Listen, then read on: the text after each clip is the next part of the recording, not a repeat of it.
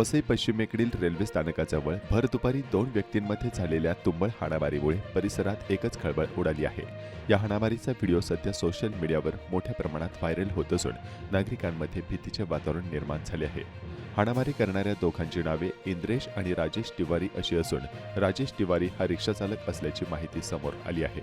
दोघांनी दिलेल्या माहितीनुसार राजेशने गावाला जाण्यासाठी रेल्वे तिकीट काढण्याकरता इंद्रेशला पैसे दिले होते, मात्र तिकीट न काढता पैसे परत न दिल्यानं राजेशने पैशांची मागणी केली। याच कारणावरून दोघांमध्ये वाद वाढत जाऊन तो थेट हाणामारीत रूपांतरित झाला।